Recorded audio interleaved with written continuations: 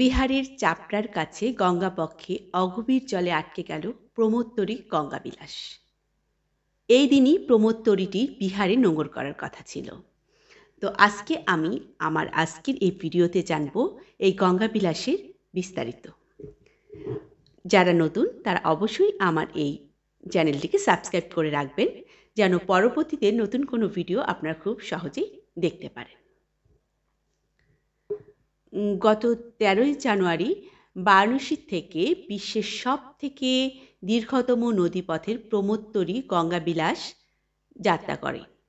কিন্তু 51 দিনের যাত্রাপথের তৃতীয় দিনেই বিপত্তির মুখে পড়ল ভারতের এই ফ্ল্যাগশিপ ক্রুজ।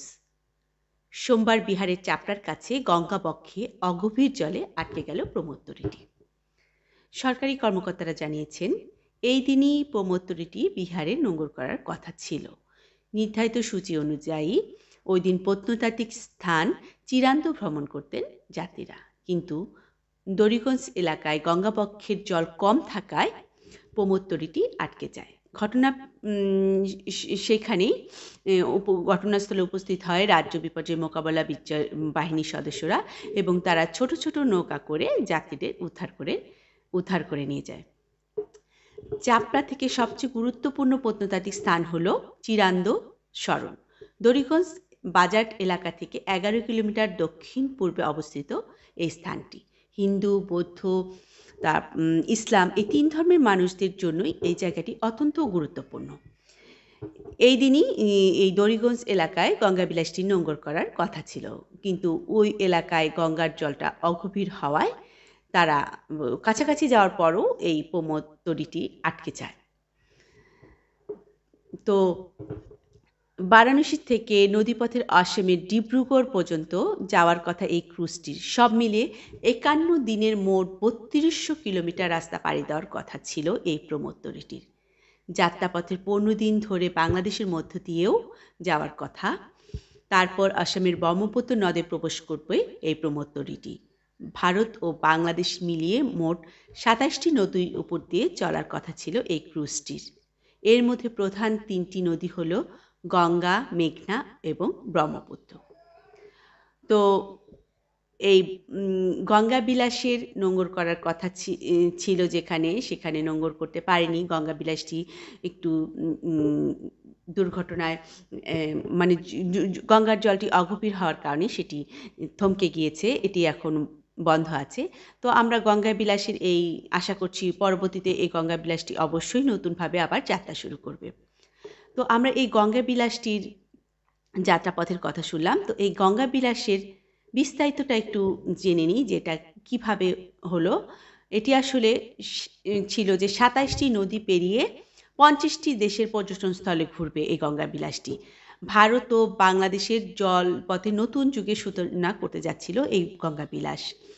তাহলে জেনে নিই এই 51 দিনের যাত্রাপথে একজন পর্যটককে কত টাকা গুনতে হয়েছিল এই গঙ্গাবিলাসে যাত্রা করার জন্য। এই বিশ্বের দীর্ঘতম প্রমোদতরী এমভি গঙ্গাবিলাসে উদ্বোধন করেছিলেন ভারতের প্রধানমন্ত্রী নরেন্দ্র মোদী।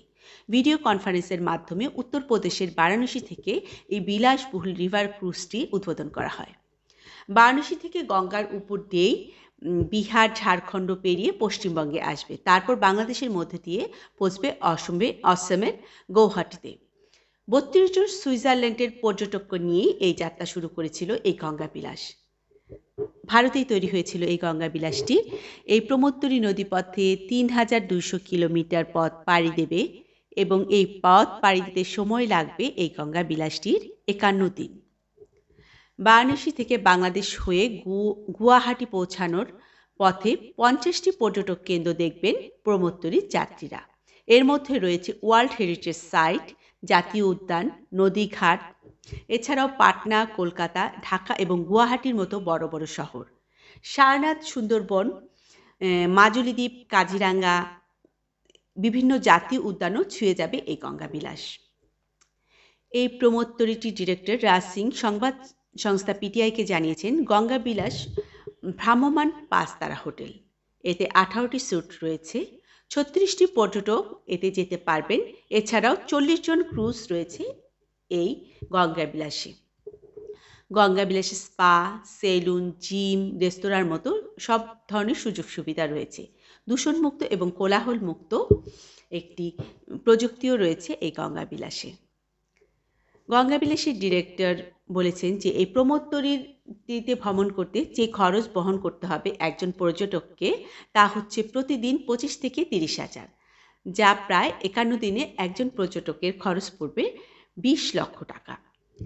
এই প্রমোদতরীটিতে রয়েছে বজ্র জল পরিশোধনের ব্যবস্থা। গঙ্গাবিলাসের মধ্যে রয়েছে ফিল্ট্রেশন প্ল্যান্ট, যা গঙ্গা থেকে পানি তুলে এনে তা পরিশোধন করে স্নান এবং অন্য কাজে ব্যবহার করা যাবে। গঙ্গাবিলাস নিয়ে কেন্দ্রীয় জাহাজ এবং জলপথ মন্ত্রী সর্বানন্দ সোনোয়াল বলেছেন, গঙ্গাবিলাসের যাত্রা বিদেশি পর্যটকদের কাছে ভারত ও বাংলাদেশের ইতিহাস সংস্কৃতিকে খুব সুন্দরভাবে তুলে ধরবে এবং জলপথের এই গঙ্গাবিলাসটি হচ্ছে সবচেয়ে বহুল এবং দীর্ঘতম একটি ভ্রমণের একটি অবস্থান সব পর্যটকদের কাছে, এবং পর্যটকরা এই ভ্রমণটিতে খুব আনন্দ সহকারে উপভোগ করবেন। তো আমরা গঙ্গাবিলাসের বিস্তারিত জানলাম, কিন্তু দুঃখের বিষয় যে গঙ্গাবিলাসটি মাঝপথে আটকে গেছে।